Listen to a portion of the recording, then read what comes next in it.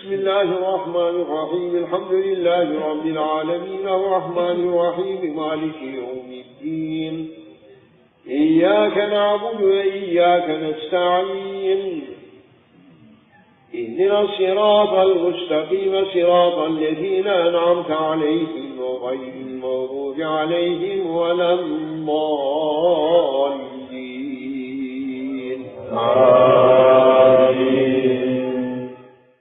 History of the Saints of the Golden Chain.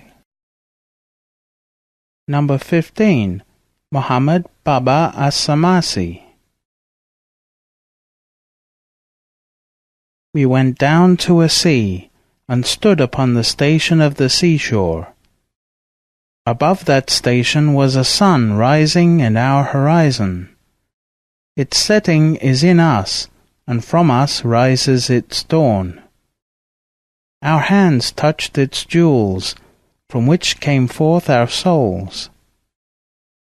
At that time we too became jewels. Tell us, what is that sun, its meaning and secret? What is that pearl which came out from the sea? We went down to a universe whose name in our book is the Void. It is too narrow to contain us, but can be contained in us. We left behind the stormy seas. How can people know what we have reached? Attributed to Abu Madian. Shaykh Muhammad Baba as-Samasi, the distinguished student of Al-Azizan, was the scholar of the saints and the saint of the scholars. He was unique in the two kinds of knowledge, the inner and the outer. His blessings permeated every nation in his time. From his desire to learn, he caused untold, unseen knowledges and secrets to appear. He was the pinnacle of the sons of external and internal knowledge of the 8th Hijri century. One of his miraculous signs was his ascension from the dome of the rock, which was his heart, to the station of the knower of the knowers.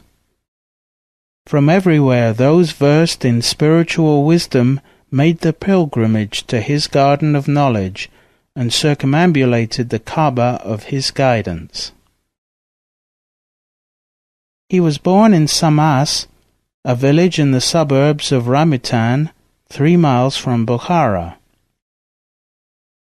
He progressed in his journey by reading from the sciences of the Quran, memorizing the Quran and the traditions, and becoming a great scholar in jurisprudence. Then he began to study speculative theology, logic, and philosophy, as well as history, until he was a walking encyclopedia of every kind of art and science. He followed Sheikh Ali Ramitani al-Azizan, and he was continually engaged in struggling against his self. He secluded himself on a daily basis until he reached such a state of purity that his sheikh was permitted to transmit to his heart from the unseen heavenly knowledge. He became very famous for his miraculous powers and his high state of sainthood.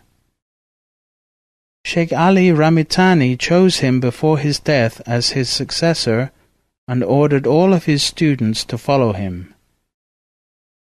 He used to say as he passed the village of Qasr al-Arifan, "I smell the scent of a spiritual knower who is going to appear and after whose name this entire order will be known."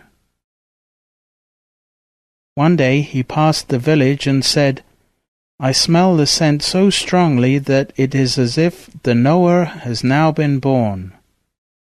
3 days passed, and the grandfather of a child came to Shaykh Muhammad Baba as-Samasi saying, "This is my grandson." He said to his followers, "This baby is the knower I was telling you about. I see in his future that he is to be a guide of all humanity. His secrets are going to reach every sincere and pious person. The heavenly knowledge that God is going to shower on him will reach every house in Central Asia. God's name is going to be engraved, Naqsh, on his heart, and the order will take its name from this engraving. From his sayings. The seeker must always stand on his keeping God's divine orders. He must be continuously in the state of purity.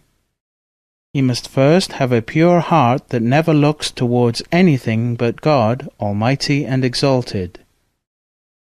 Then he must keep pure that inner self which is never revealed to anyone, and which perceives the true vision. The purity of the breast consists of hope and contentment with His will. The purity of the spirit consists of modesty and reverence.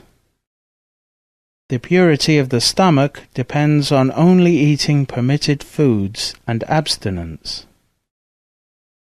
This is followed by the purity of the body, which is to leave desire.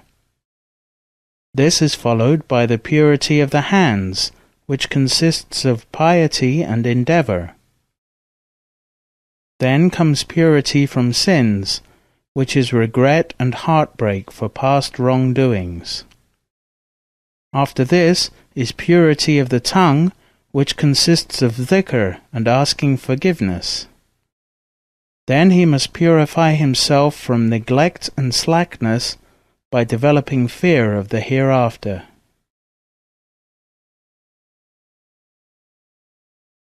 We must be continuously asking for wisdom, being careful in all our affairs, following in the footsteps of the good and pious, following their internal teachings, and safeguarding the heart from all whisperings.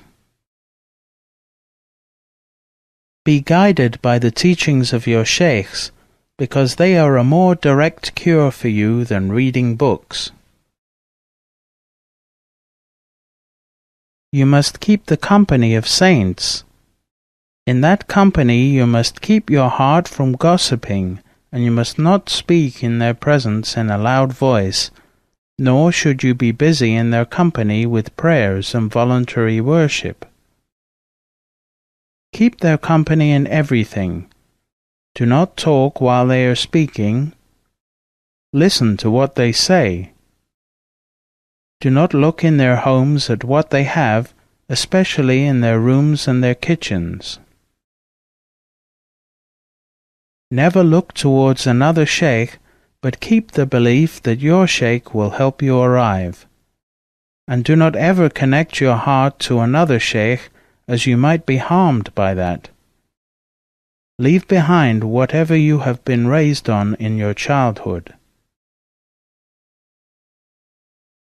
In keeping your sheikh, you must not keep in your heart anything but God and His name.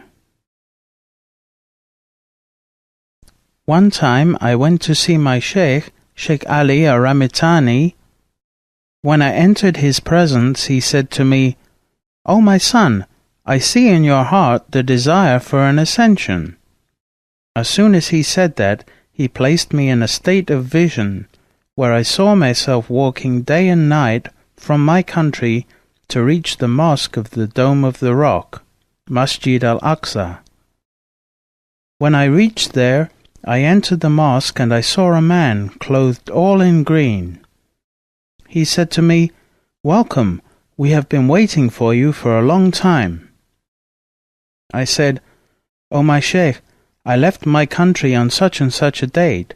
What is today's date?" He answered, "Today is the 27th of Rajab." I realized that I had taken 3 months to reach the mosque, and to my surprise, I had arrived on the same night as the night of the Prophet's ascension. He told me, "Your sheikh, Sayyid Ali Aramitani, has been waiting for you here for a long time." I went inside, and my sheikh was ready to lead the prayer. He led the prescribed night prayer. After completing the prayer, he looked at me and said, "O my son, I have been ordered by the Prophet to accompany you from the Dome of the Rock Mosque to the Lote Tree of the furthermost boundary, the same place to which the Prophet ascended." When he finished speaking, the green man brought 2 creatures, the like of which I had never seen before. We mounted these creatures and we were lifted up. Wherever we ascended, we acquired knowledge of those stations that were between earth and heavens. It is impossible to describe what we saw and learned in that ascension, because words cannot express what relates to the heart. It cannot be conveyed except by taste and experience.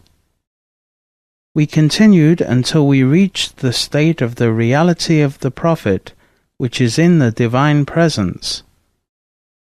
As soon as we entered this state, my Shaykh vanished and I vanished. We saw that there is nothing in existence in this universe except the Prophet.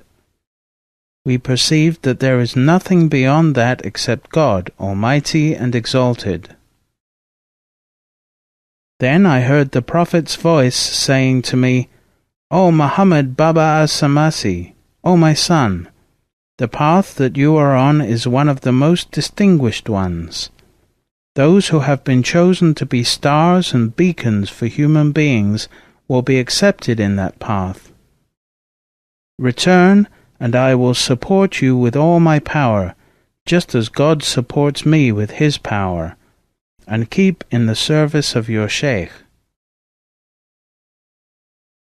As the voice of the Prophet came to an end, I found myself standing in the presence of my Shaykh. It is a great blessing to be in the company of such powerful Shaykhs who can take you to the Divine Presence. Shaykh Muhammad Baba as-Samasi died in Samas on the 10th of Jumad al-Akhir in the year 755 Hijrah, 1354 current era. He had 4 Khalifs. He passed the secret of the golden chain to Sheikh Sayyid Amir Kullal ibn as-Sayyid Hamza.